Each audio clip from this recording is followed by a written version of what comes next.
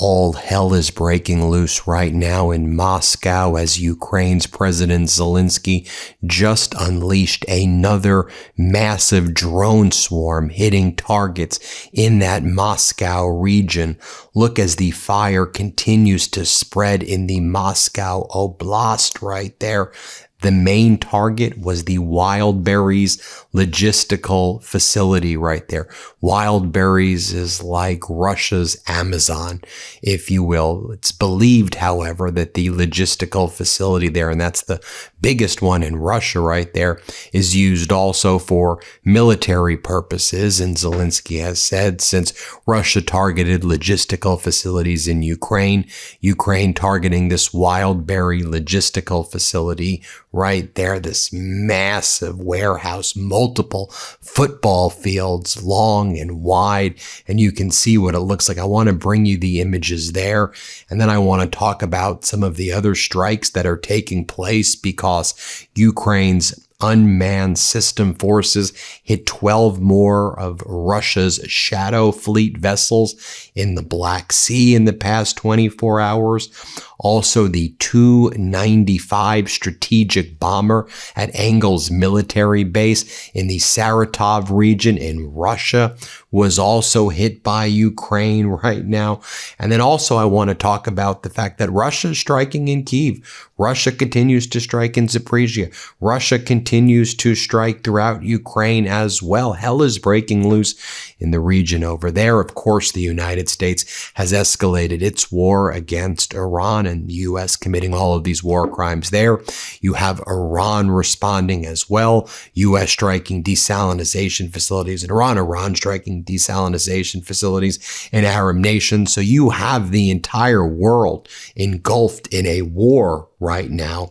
And I think a lot of it stems from Donald Trump's weakness. He promised in 24 hours that he was going to end the war between Russia and Ukraine. He's failed to do that. He said that he would be able to do all of these deals, but all he's done is create more wars around the world. Take a look right here as the fire continued to spread in the Moscow Oblast right here, and you'll see, this is at that Wildberries facility. Let's play this clip.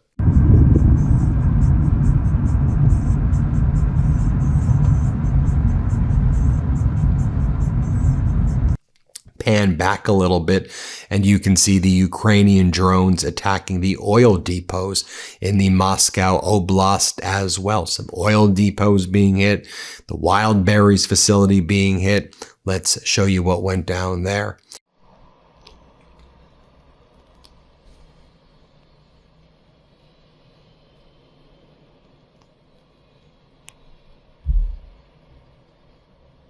Show you over here a variety of Ukrainian drone models involved.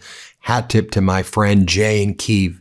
Incredible job aggregating a lot of this stuff. Take a listen first. I'll show you A, which is the drone itself. You can see these Ukrainian drones. They've got the FP1, the FP2s, the FP5s are the Flamingo ballistics, but the FP1, FP2s are their kind of long-range drones. They can hit 3,000 kilometers, by the way, 3,000 kilometers. Here, let's play A.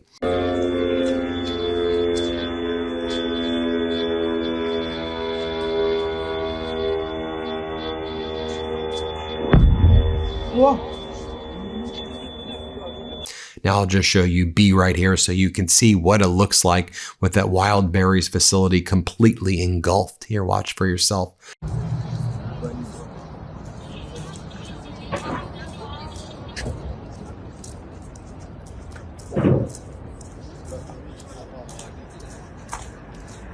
Now, as I noted before, you have the drone swarms of the Ukrainian special forces, unmanned systems forces, striking Russia's Shadow Fleet in the Black Sea. You know that they've been striking hard as well in the Sea of Azov. And now the Black Sea, they've really ramped up their efforts. I do want to just make this, I'll show the B-roll though right now of what it looks like in the Black Sea as you have at least 12 more Russian Shadow Fleet vessels that are being hit. I do want to make this point though.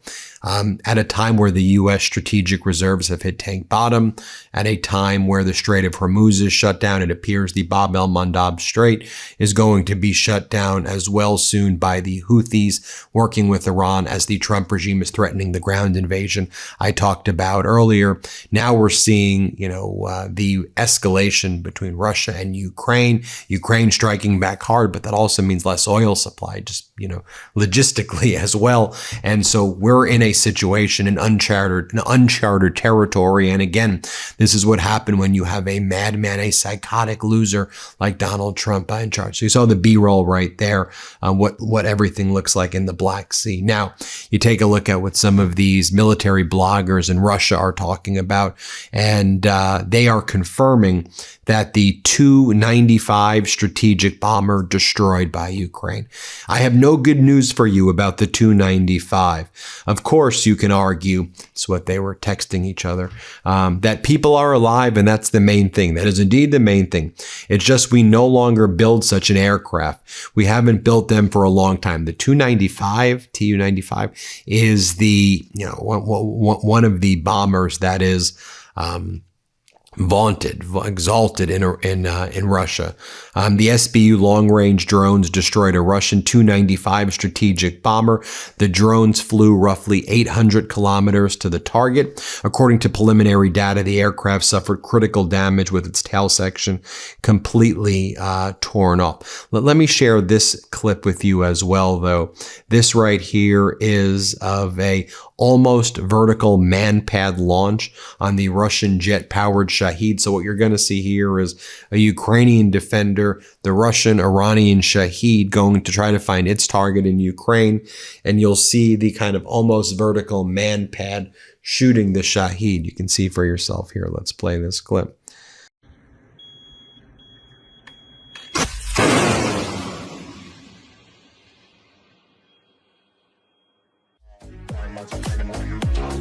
Yeah!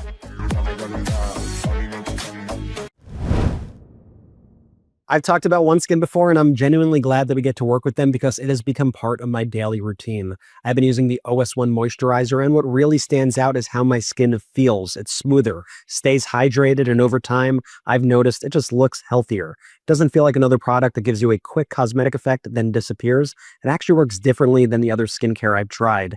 As we age, some skin cells stop functioning the way they should. Longevity scientists call them zombie cells, and that is what is actually driving those visible signs of aging, like fine lines and dullness. OneSkin's OS1 peptide was specifically engineered to address those. And with summer here, that matters even more because up to 80% of visible skin aging starts with sun exposure. OneSkin's limited edition summer bundles pair their skincare with SPF essentials, so you're helping reverse the visible effects of UV aging while protecting your skin from new damage. It's also backed by 4 peer-reviewed clinical studies, more than 10,000 5-star reviews, and Bloomberg has recognized OneSkin as a leader in skin longevity. Born from over a decade of longevity research, OneSkin is helping you unlock your healthiest skin now and as you age. For a limited time, try OneSkin with 15% off using code MIDAS at oneskin.co/Midas. That's 15% off oneskin.co with code MIDAS, MEIDAS. After you purchase, they'll ask where you heard about them. Please forward our show and tell them we sent you. And one more time, get 15% off with code MIDAS at oneskin.co/Midas. That's oneskin.co/Midas using code MIDAS, MEIDAS. I want to show you more footage of the Wild Berries facility, if I can, for a moment, because there's some additional footage I want to show you. Let me show you first in the morning what it looked like. As Jane Keefe says, for years Russia targeted Ukraine's postal service and logistic hubs. So here's Ukraine responding. Let me show you what it looked like outside in the morning. Play this clip.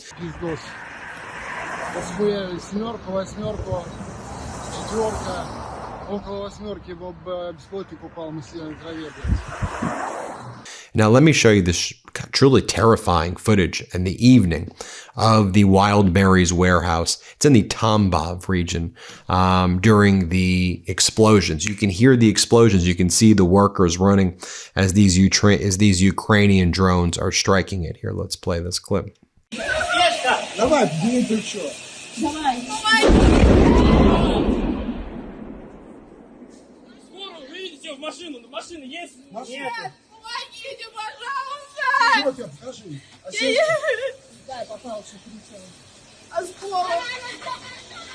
Ебать, я... Ну и нахуй.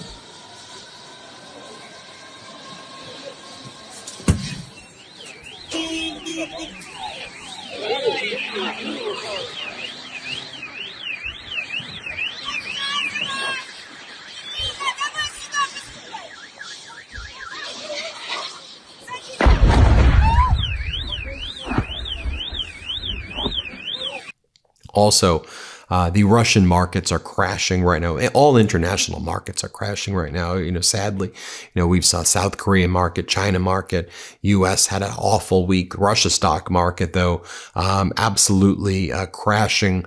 Now that these strikes are occurring inside Moscow itself, we've been talking about how Ukraine developed these massive capabilities. Again, you can see right here the markets crashing there as well. I want to highlight this also, though, because Russia's striking back hard at Ukraine. Russia's striking originally at Ukraine. Zelensky's showing this footage of Odessa. 2 people were killed as a result of some of the strikes in Russia. 5 people. Strikes from Russia. 5 more people were injured, including 3 children. Zaporizhia region under attack as well. Kyiv under attack as well. There have been at least 2 people killed in Kyiv from these Russian strikes. One of the things that Ukraine doesn't really have a lot of is these Patriot interceptors or THAAD interceptors to intercept the Russian ballistic missiles. We also see that like Jordan and a lot of these Arab nations in the Middle East are running low on the interceptors. The U.S. is the provider of these and went through most of their munitions in the first, 39, 40 days of the war with Iran. U.S. is very low on those munitions. Iran sees that Jordan's low on those munitions. It keeps hitting Jordan really, really hard. I've talked about that in the video that I did earlier in the day. You could show some of the B-roll of what Zelenskyy posted in Zaporizhia and Odessa, in Kyiv as well right there. I do want to highlight an important story that's going on in Ukraine, so you know as well, though. Mikhailo Fedorov was the former defense minister, very popular guy in Ukraine, young guy. He was the defense minister for about 6 months. But before being the defense minister, he really kind of pioneered the asymmetrical drone-first war tactics of Ukraine. Beloved figure in Ukraine. But he clashed with the commander-in-chief, Colonel General Alexander Zelenskyy, in Ukraine. So you had Fedorov versus Zelenskyy, and there was this like civil war going on. And Zelenskyy had to ultimately make a decision. Do you go with the old guard Zelenskyy, or do you go with kind of the new young guy, asymmetrical warfare, Fedorov? Zelenskyy and the old guard won out, and Zelenskyy fired Fedorov. And people in Ukraine, being very blunt, are livid at that decision. They don't understand, why would you do that? Fedorov's beloved. All of the FP1, FP2, FP5, the whole unmanned special forces, like that's Fedorov. Why would you get rid of Fedorov? So there were actually mass protests going on in Ukraine. Lviv, let me show you over here, protesting Zelenskyy, protest against Zelenskyy, protests calling for the firing of the old guard commander-in-chief and bringing back in Fedorov. Here, play this clip.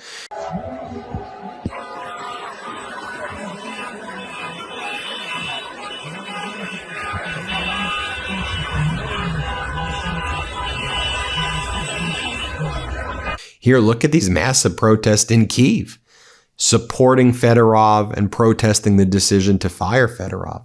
Here, you can see for yourself what's going on there.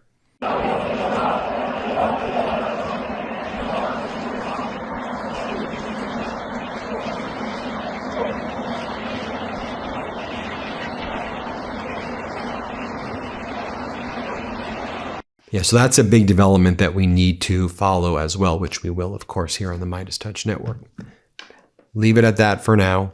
Hit subscribe. Let's get to 7 million subscribers. Thanks for watching, everybody. We appreciate you. Oh, by the way, if you have a chance, go check pre-order WTF America. wherever you could pre-order right now. It comes out in October. WTF America. Thanks for watching. Breaking news right now, my brothers and I wrote a book. It's called WTF America. And well, doesn't that just say it all? It comes out officially this October, but you can pre-order your copy today. Just scan the QR code or click the link in the description below.